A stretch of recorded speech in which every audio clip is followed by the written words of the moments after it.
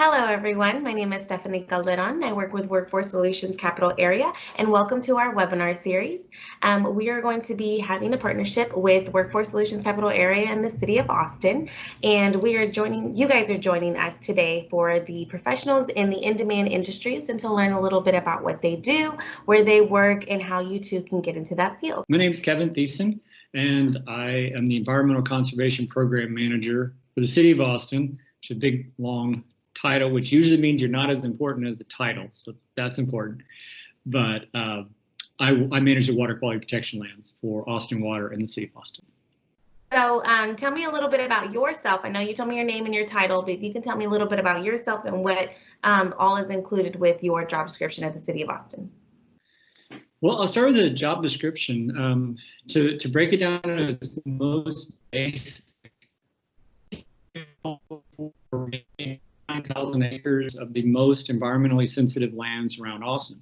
These are the lands that actually provide water to Barton Springs. So whenever people at Barton Springs swimming in that water, that came, a lot of it, from the lands we as citizens decided to protect, and that I'm responsible for managing the day-to-day operations, making sure that land is functioning in its highest capacity to provide clean, high-quality water that will keep Barton Springs functioning like it always has in the present and then into the future.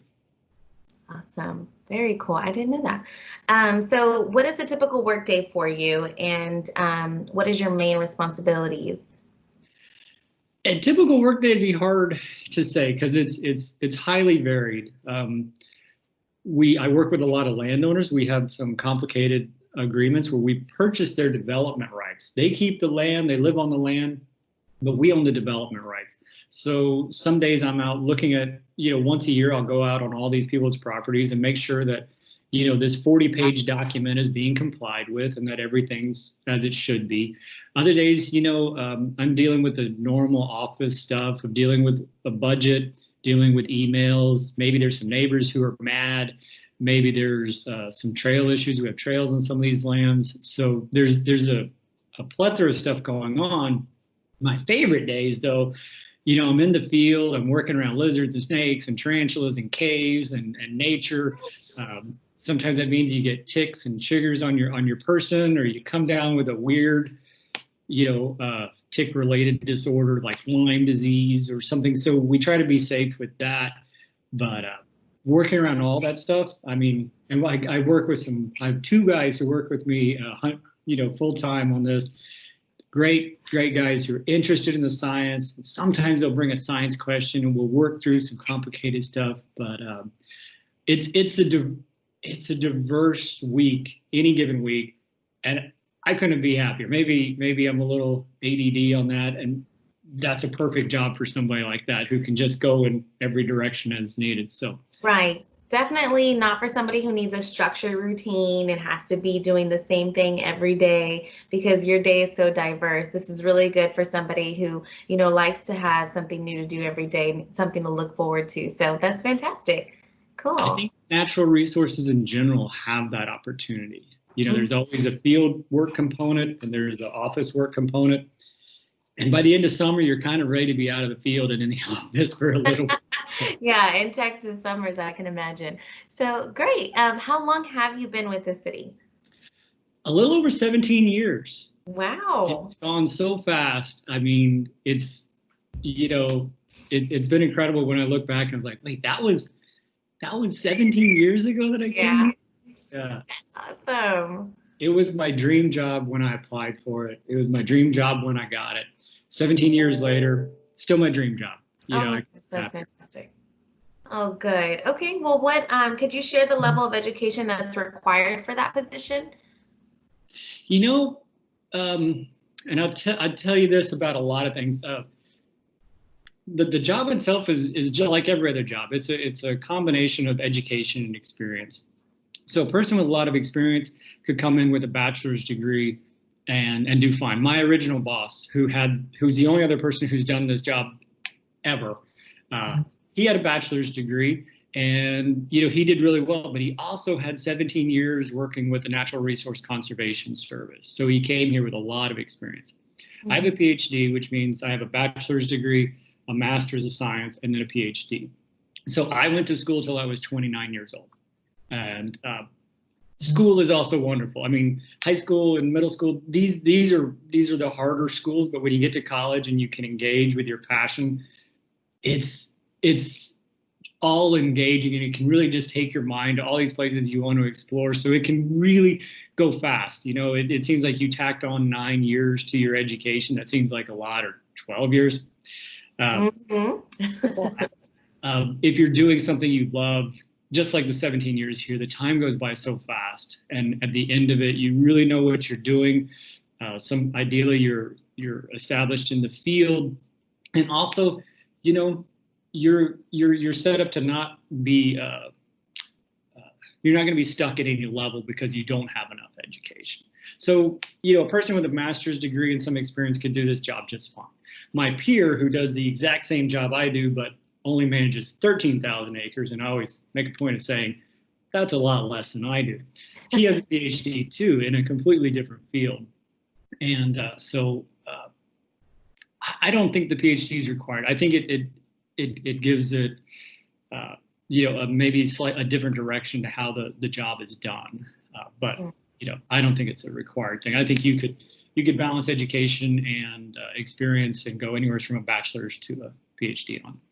Okay, awesome. Well, I totally appreciate what you were saying about, you know, those post-secondary education choices being so much different than middle school and high school, because you always have a favorite subject in middle school and high school, and then you dread all the other classes.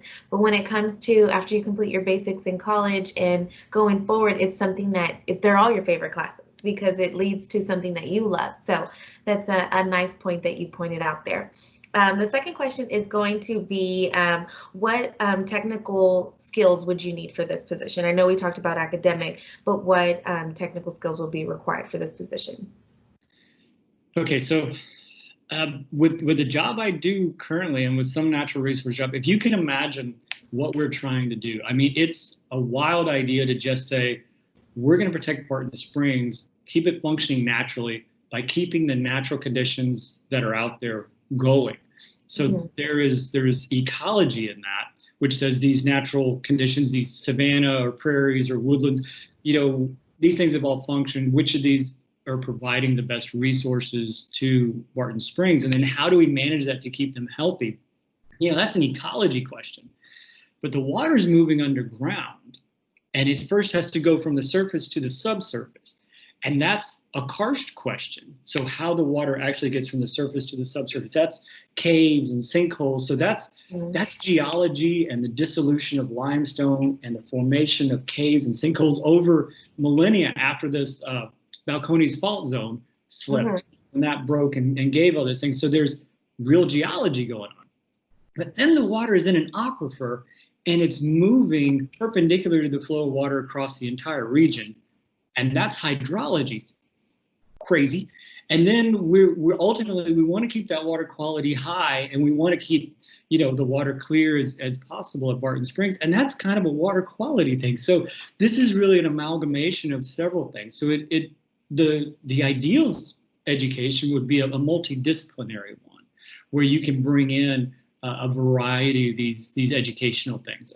Educational background from ecology, restoration ecology, karst hydrology, water quality, any number of these things that can come together. And you can be stronger in one, but you can't ignore the others. If we were perfect at restoration ecology, that'd be great. But if we let those sinkholes and caves fill in and then not be able to transmit water, we could produce great water quality. We just couldn't get it underground, and we would fail. So really having that multidisciplinary approach to a problem, and such as keeping water moving to Barton Springs, is almost required to do the job well. Likewise, we could focus on just the karst hydrology and let the ecology kind of slip into a way that sheds more soil, causes more erosion, and then we would be plugging up those features with our inattention to the ecology on the surface. So multidisciplinary is great. Environmental science does that very well, where you have chemistry, biology, geology, and you can combine all these things and kind of find something you're really good at, something you really enjoy, but then also be informed on these other things. Okay. Well, yeah, you said it yourself there. Perfect. So being able to balance all of those things together. Um, what would a teacher need to be teaching their students in high school or middle school for the employment for this type of position? Um, I would say the simplest answer is curiosity, and the curiosity to find your own passion and then pursue it, because that's what really drives people to do these bigger and these harder things. Mhm. So it's not easy to say, but helping these kids explore their own interests, but also get exposed to new things. I really benefited of my parents. Probably because I've always been a little hyperactive, as you might be getting through this interview here.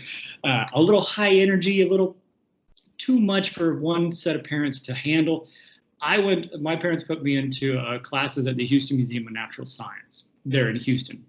And those guys, we would talk about amphibians and reptiles. We'd talk about archaeology. We'd do field trips. We'd seine up fish out of the Gulf. We would hike out a Big Bend and catch lizards and snakes. Oh my I loved every bit of that. But I Yeah. never would have been exposed to that through the regular, just the regular classroom, because I know it's almost impossible to get field trips going before the pandemic. After the pandemic, who knows what that'll look like. But just being able to be exposed to all those kind of natural resource things, from archaeology to herpetology, which is the study of reptiles and amphibians. Maybe it's just reptiles, but we'll go with reptiles and amphibians. I really got to see all these things and find out that you can do this as a job, and that's kind of cool. So getting kids exposed to things, kind of engaging with their curiosity and then letting them explore these things on their own is great. So, what type of ideas and materials do you think a teacher could use in the classroom since they're unable to do the field trips, especially because of the cost and the pandemic and everything? Is there materials that you would recommend that they use to expose students while they're in middle school and high school?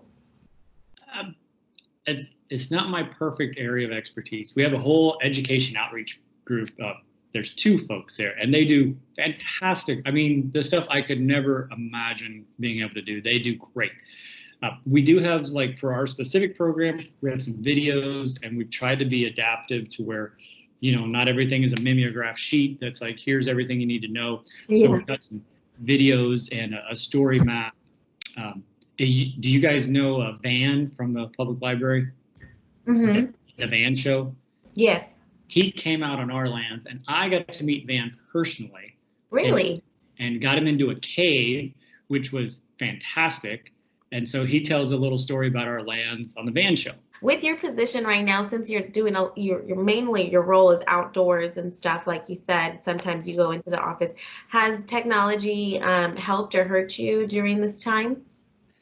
I mean, specific to the pandemic, I'm literally working from home just as effectively, maybe a little more so than at the office. And we're actually busier now than we were. We're currently buying land to protect more. Citizens voted for bonds in 2018 to say we want more of these lands protected for Barton Springs. Mm-hmm. And I didn't mention it under the other skill set, but that's a thing that takes so much time: negotiating real estate deals, making these conservation easements with landowners who are going to give up the rights to their land. I mean, we pay them, so it's not like they're giving it for free, but it's a negotiation that's a very sensitive thing for people to say, I'm going to voluntarily give up these rights. So, I'm closer to the field from my home than I am from my office, so it makes it a little easier to get out there, visit with folks. But the technology in general, just separate from the pandemic, one of the tools that I always recommend graduate students or undergraduates to learn is something called GIS, which stands for a Geographic Information System, which it sounds all IT and everything, and I guess it is, but it's really just a way of seeing the world geographically and then being able to stack layers on top of it, where you could see, here's the topography of the land, here's how the streams go, oh, and here's where the bird habitat is, the salamander habitat, here's maybe where cultural resources are, and you can kind of stack all these things. And that can be important when you're saying, here's the lands that are most sensitive, here's the lands we need to buy. So you could overlay the recharge zone of the aquifer and the contributing zone of the aquifer. You can say, here's where all these big streams are. Here's where streams have a lot of loss, meaning that water is going underground. And you could build a map like that with all that different information kind of compiled and say, these are the sensitive lands. Mm-hmm. So it's a very powerful tool, and it sounds like a very laboratory or, in the office kind of tool. But just about every profession, Austin Water uses it for pipelines. Every profession uses GIS if they're concerned with where things are in the world. Mm-hmm. So roads, streets, bridges, buildings, the pipelines, underground wastewater lines, so much, and then all the work we do with animals and plants and rocks and water. You can layer that, but then you can also, the technology, when I was in graduate school, we had to collect the data, then bring it into a computer lab and download it, manipulate it. And today, the things that required all that instrumentation can be done on your phone. They can be updated in real time. So I can have my device, and there can be a guy 20 feet from me. I can update things and he can see it almost immediately, which that's tremendous progress. Yes, it saves so much time. Absolutely, because you get back to the office and all the data is already there. And if somebody's in the office needing to see it, they can see it. More importantly, we can track things on the ground. Everybody in the field I'm in, and in almost any natural resource field, is going to use GIS almost daily. And it's just a powerful tool. And that the developments over GIS in the past 20 years has been phenomenal. So. Is this something that has to be purchased? Like, could schools use it? Is it something that they could access?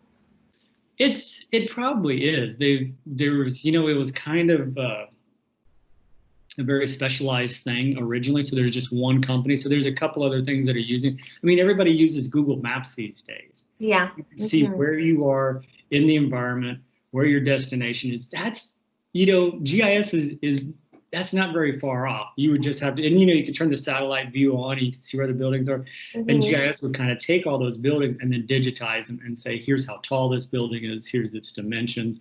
And then you could calculate how much runoff would be generated by 17 of these buildings. And will that cause flooding downstream? You can model all that through GIS too. You can collect all that data that then you could feed into models to look at it. Okay. Very cool. Okay, well, I'll have to maybe recommend that they, work off of Google Maps and try that for a while if they want to expand and look a little bit. And then whenever they get to that age or at that school education level, then recommending GIS for them to kind of do all of those predictions and make those calculations so that way they can make, a really good proposal for whatever they're trying to object or suggest. Yeah, and then there's a company called Esri, ESRI, who does all the development of that technology, and they have, there's so many people using this technology that they're bound to have outreach materials as well. Okay. Well, good. Thank you. We'll have to reach out to that, and as well as your outreach specialists as well, maybe getting those contacts to our schools so that way they can help out and guide them. This question probably should have asked you earlier when we were talking about your typical work week. What is your work hours? Generally, it's about 8 to 4:30. But,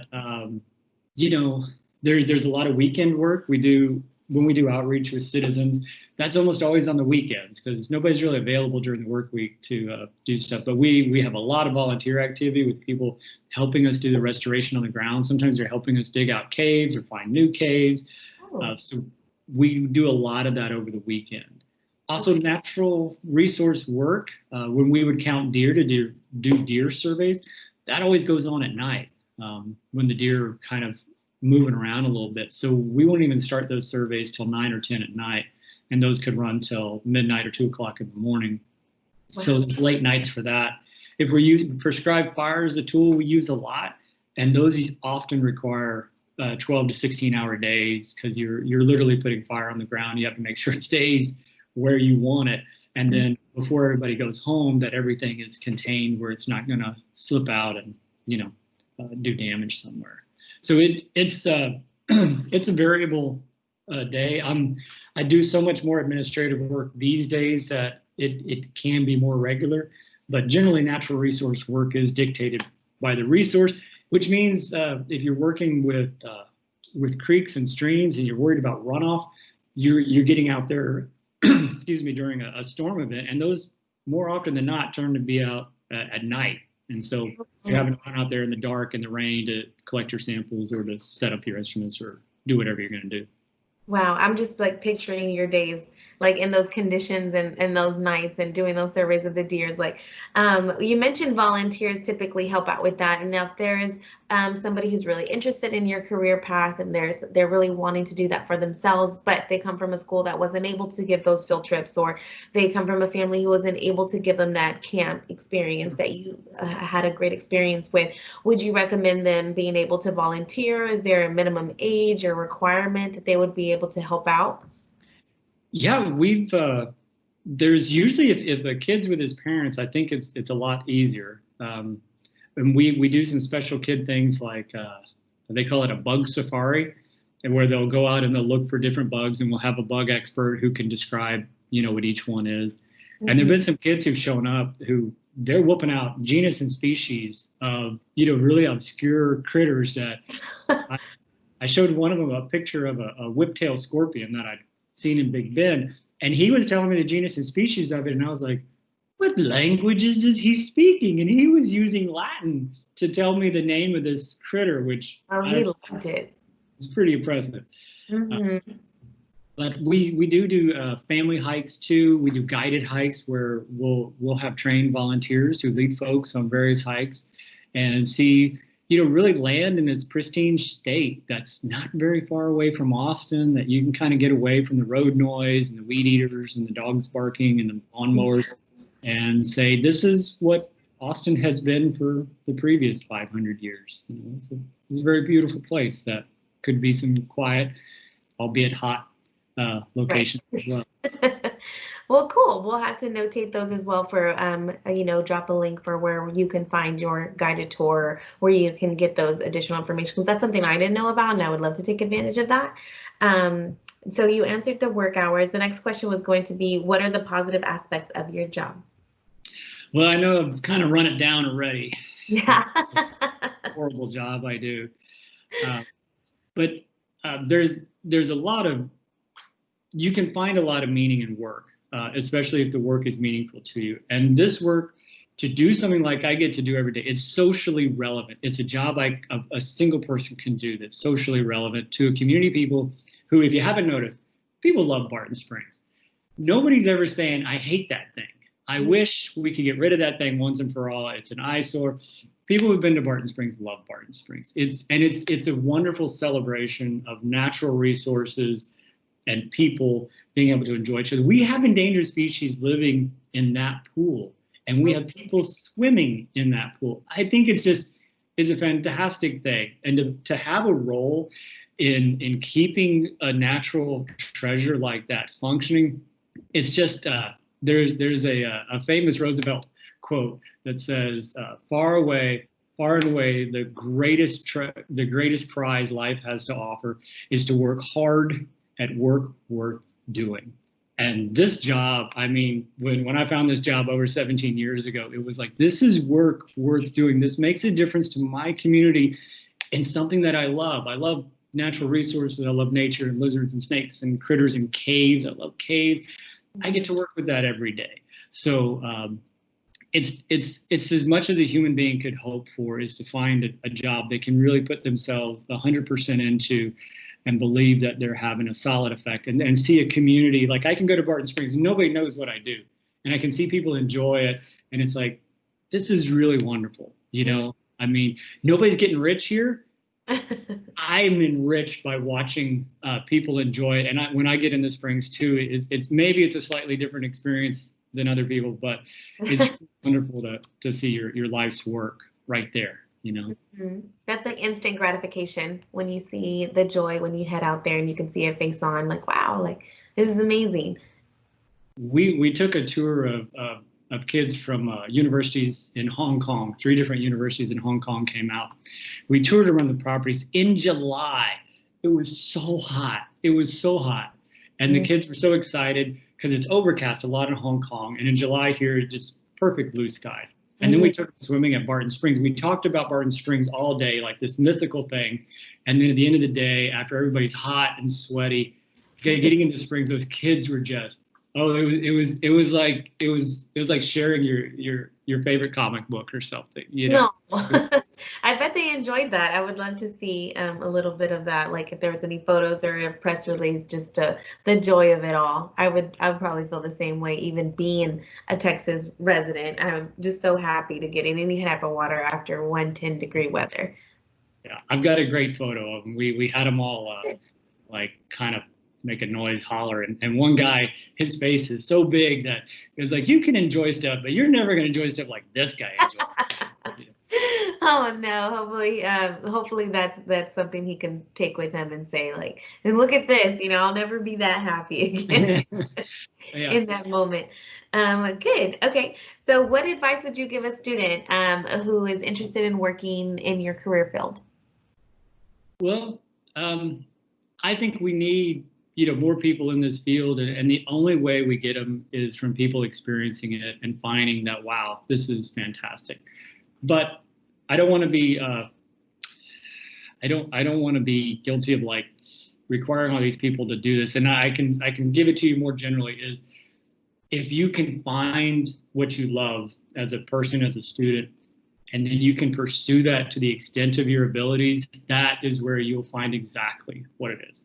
It's only when you really love something that you can pursue it and increase your abilities, because it requires growing, and growing's hard. It's hard to say, I can do this better. It's hard to say, I gave you my best and it's not enough. I've got that several times in my life. From one of my mentors was like, hey, you gave me this thing, it's not good enough. And I've had several other people in my life, and you don't like those people at first. But when you reflect on it, you're like, these are the only people who really allowed me to grow, allowed me to be better. And the only way you can live through that, because it's awful, is to love something so much that you're willing to pursue it, you're willing to go after it, you're willing to increase your education if you need to, you're willing to increase your experience, even if it's kind of oblique to what you want to do.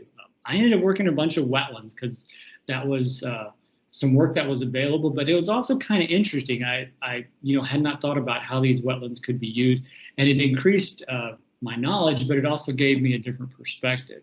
So I'd say, helping people find their passion, find what they love, and then, encouraging them to work to pursue it. To not say that my mentor was a cave specialist. He said, they said I was crazy that, I was pursuing caves. He dropped out of medical school to pursue cave science and understanding caves. Wow. And he got a PhD in that. And they said, that's great, you like your little cave thing and everything, but you should get a real job. But he started a consulting firm doing what he loved.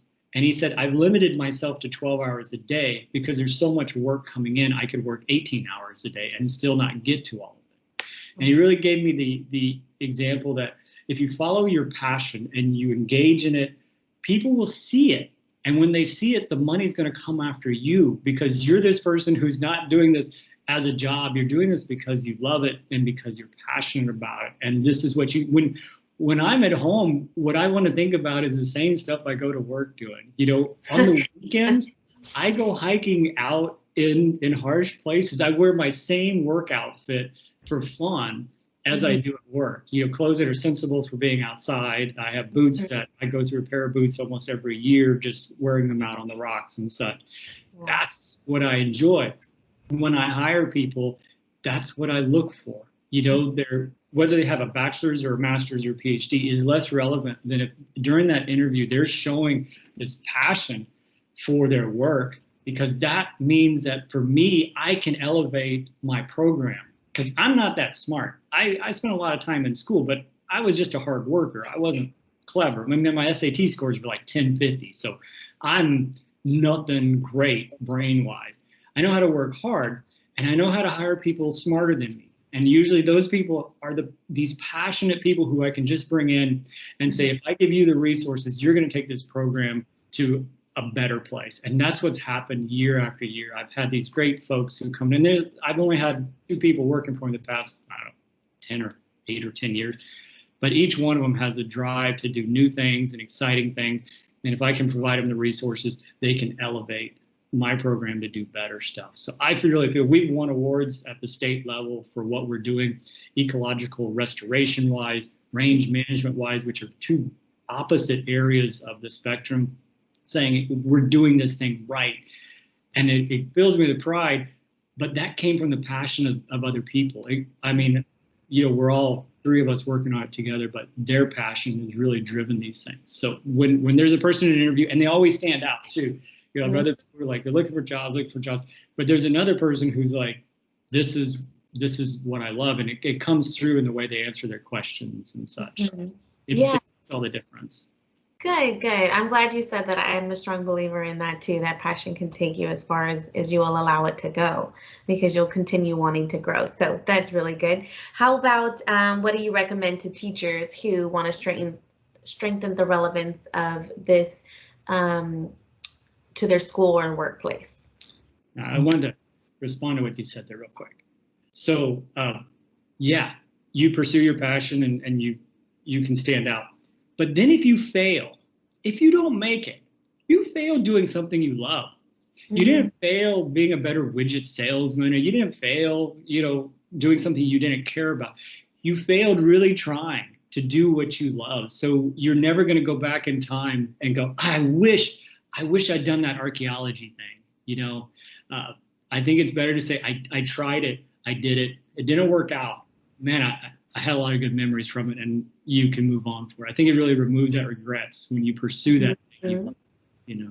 Anyways, but you want to know about advice for teachers who are trying to bring the relevancy into the school or the workplace.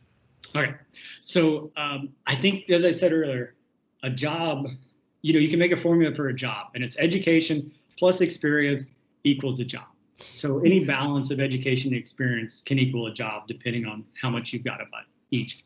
And usually we look at schools as this is education only, but any chance there is at experience, which is what I hear you saying, is internships or job shadowing or these other things.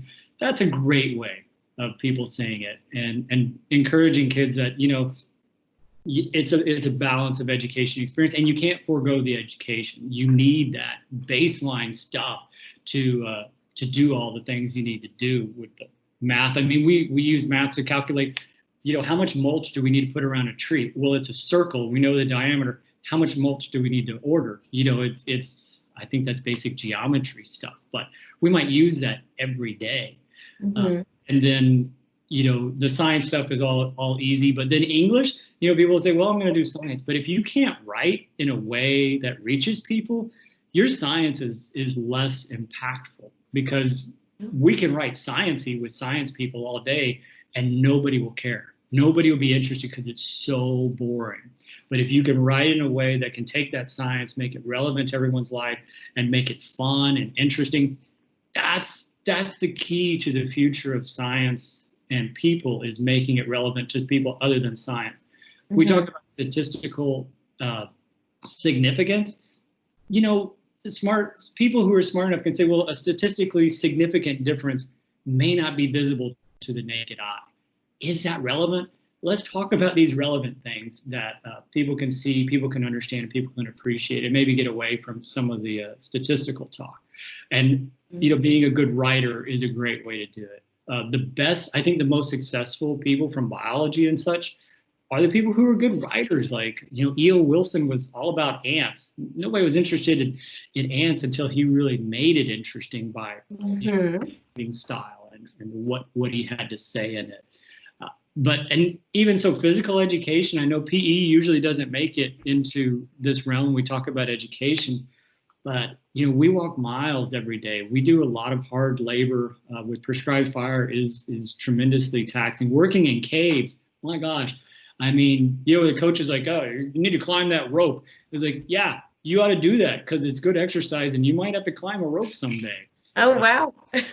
So I think all of that's good. And the end of it is, if you've been around Austin at all, if you don't have people skills, you're really not going to work in Austin. Because my job, I end up at council sometimes, and council are a bunch of people who are responding to all these citizens, and there's citizens' questions, and there's boards and commissions, and you need to be able to relate to these folks too. We can't just hide out in the woods all the time and think we're going to be successful at our jobs, we have to bring it back to the citizens and talk about it in a, you know, coherent way, be able to write in a way that people can appreciate, but then also deal one-on-one with citizens who may have complaints or may like what we do and want to see more of it and just want to know how they can help, or commissioners or council persons who have questions that we need to answer in a forthright and appropriate way. Mm-hmm. And so those people skills, you can get on a bad track with those people skills, and you can watch the success of your program go down because you just can't get along with people. Mm-hmm. So I think that's important too, and that comes from education. It also comes from experience. Right. So, I think I've seen the bachelor degree folks all being required to have an internship before they can graduate. You know, it's part of their education. I think that's really smart, so they can get out in the world and get some experience, and then also see, here's what this looks like day to day. Is you sure you want to do this? Mm-hmm. People, you know, when they find what they love, it's like, you know, this is just the cost of admission to get into the water park where right. I spend the rest of the time. It's like, yeah, I can do that part of it. Mm-hmm. Yeah, trying to make that connection. I like that. And we're going on to question 13 here. And it would be, what would you be willing to participate on an academy? Would you be able to participate on an academy advisory board? I'd give it a solid maybe. Only just because time is so limited with the amount of work we've got, and mm-hmm. right now, especially with purchasing land, but definitely a maybe. Yeah, and I completely get that. What you said, it depends on the season and what survey you're doing. Your hours can change from 8 to 4 to 9 to in the morning. Right. And those hours are definitely hard. Would you be willing to speak to any other class, or maybe share a video of kind of what you do day to day to air in a class? Sure. And when I send you that link of videos, you'll be able to see if those are something useful to you. Okay, good. Thank you. Would you be allow a student to job shadow you, of course, after the pandemic? It's challenging because sometimes, like the time we could arrange to do it, I may be in the office the whole week, and it would be so boring. And there's times, dealing with landowners where it's kind of it's their private land, and I try not to make it public. Mm-hmm. This is stuff we're dealing with on their properties. So it's challenging, but if we can make it work in a way that worked, then yeah. But like I said, I'm going to leave it under challenging, but if I can, I'd like to help. Okay, wonderful. Well, thank you. Last question, would you be willing to mentor a student? I guess that kind of goes along with what kind of you have going on with everything. Yeah, same answer. I find it, I've never been able to do it, but I find it really an engaging thought. I had a student come over from Amsterdam and wanted to kind of have a mentor thing, and we set it up, and I ended up just giving her assignments, and she was working in a coffee shop on it, but we didn't interact much because it was challenging. So I don't think she got a good deal out of it. Well, you were willing, and I'm sure she appreciated that. And this video is very insightful, and you go into depth a lot about what you do, and my imagination is going crazy just picturing some of the stories that you do tell. So this is a big step for you for that mentoring section in your life, because I would notate this. All of your feedback is tremendous and amazing, and I'm sure it's going to help a lot of students. Well, that would be great, because as somebody who's had a mentor and been advised by other people, I found you can never repay it to them. Like, I've seen them and thanked them, and like, you made this really important part of my life, and they kind of shrugged their shoulders like, yeah, that's fine. But what I learned from that was you can't repay the person who gave it to you. You can only repay the next generation. You have to do what they did for you for somebody else. Kind of like a cycle. Well, great. You're on your way. I see it. Well, that's all the questions that I have. You answered everything, so I appreciate you so much for your time and your dedication to this. I can definitely see your passion shown through even this webinar that you have for this field, and that's amazing. The city is honored to have you, honestly, to have somebody like you working in that type of field, preserving everything that we have here in Austin, to keep it that nice gem that we kind of been trying to keep a secret, but everybody's knowing about it now, and they're coming. So I just wanted to say a final goodbye and another thank you to you. And this webinar series is going to be available on our Workforce Solutions YouTube channel. And that's all we have. Thank you so much.